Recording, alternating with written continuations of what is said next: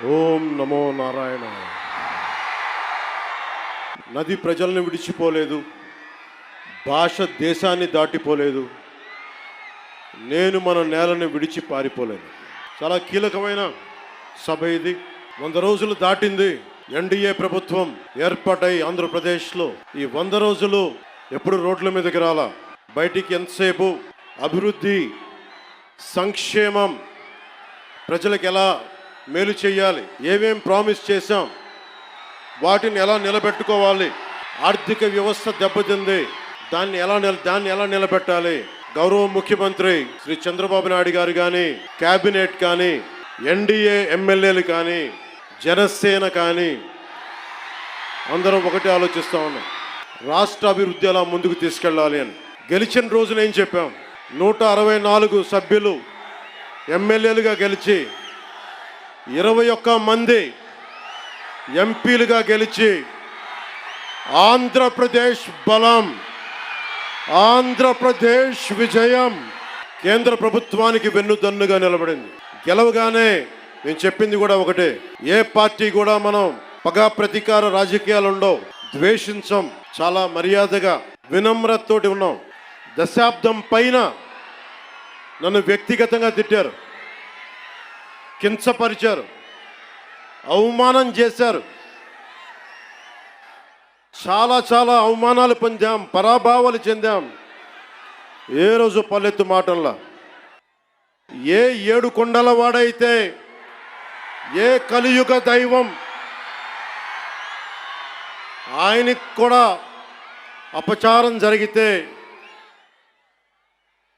మెత్తగా ఎందుకు ఊరుకుంటాం, మాట్లాడకుండా ఎందుకుంటాం? ప్రతి ఎలక్షను ప్రతిదీ రాజకీయ కోణంలోనే చూస్తామా? అన్ని రాజకీయాలేనా? అన్ని ఓట్ల కోసమేనా? నా జీవితంలో ఇలాంటి రోజు రాకూడదని ప్రార్థన చేశాను. మనస్ఫూర్తిగా చెప్తున్నాను, నా తల్లి పాదాల సాక్షిగా, వెంకటేశ్వరుడి పాదాల సాక్షిగా ఏ రోజు కూడా ఇలా మాట్లాడాల్సిన రోజు, అవసరం రాదు అనుకున్నా. కానీ వైసీపీ నాయకులు తెప్పించారు ఈ రోజున. ధర్మో రక్షతి రక్షితః. ధర్మాన్ని నువ్వు రక్షిస్తే ధర్మం నిన్ను రక్షిస్తుంది. దీనినే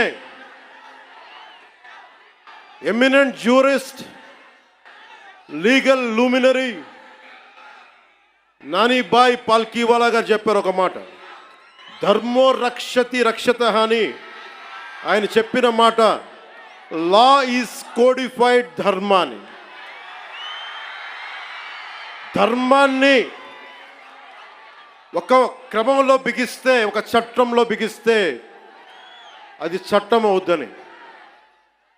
ఈ రోజున నాకు అన్యాయం జరిగింది, నేను బయటికి రాలా. అన్ని ధర్మాలకి గౌరవం ఇచ్చే సనాతన ధర్మానికి ప్రతిరోజు కొన్ని దశాబ్దాలుగా అవమానం చేస్తూనే ఉన్నారు, భరిస్తూనే ఉన్నాం. కల్తీ ప్రసాదాలు పెట్టారు.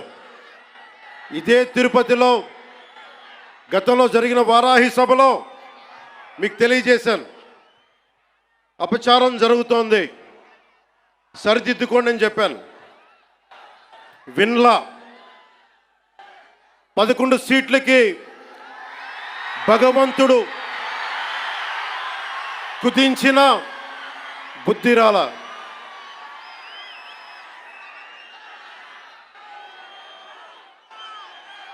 కొంత నేను ఈ స్పీచ్ కొంత ఇంగ్లీష్లో కూడా మాట్లాడాల్సి వస్తుంది.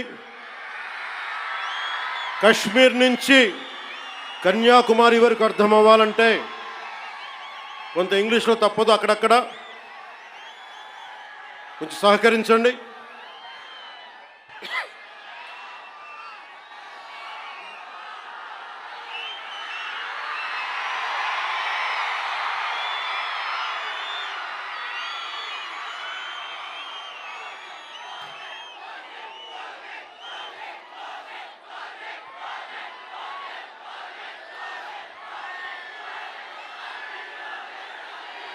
This is regarding